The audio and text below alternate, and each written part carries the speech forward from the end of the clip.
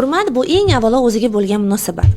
Siz o'zingizni hurmat qilsangizgina boshqalar sizni hurmat qilishadi. Bu gapni rosa ko'p eshitamiz. Lekin hamma ham buni mag'zini chaqolmaydi. Nima degani u deydi. Men shundoq o'zim hurmat qilaman deydi. Lekin nimaga anu meni behurmat qilyapti deydi. Bilasizmi, siz o'zingizni hurmat qilishingizni o'zingizdan boshqa hech kim ko'rmasligi mumkin. Bu nimalarda ko'rinadi? Mana birinchisi, o'zingizga va'da berdingiz, lekin bajarmadingiz.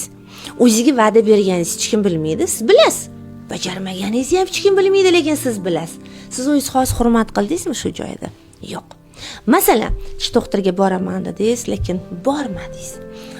Pul boshqa yoqqa ketib qoldi, vaqt bo'lmadi, anunga yo'q deyolmadingiz, lekin siz o'zingizni hurmat qildingizmi? Yo'q. Siz pulingizni bemalol boshqa narsaga ishlatib yubordingiz. Siz boshqaga yo'q deyolmadingiz, lekin o'zingizga to'xtab tur dedingiz. Hurmat qilmadingiz.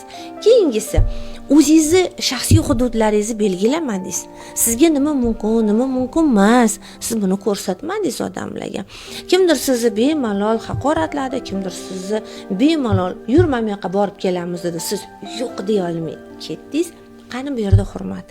Agar biz bunday qarasak, shaxsiy hududlarimizni o'zimiz hatto bilmaydigan joylarimiz ham bor. Qayergacha bizga mumkinligini bila olmaymiz.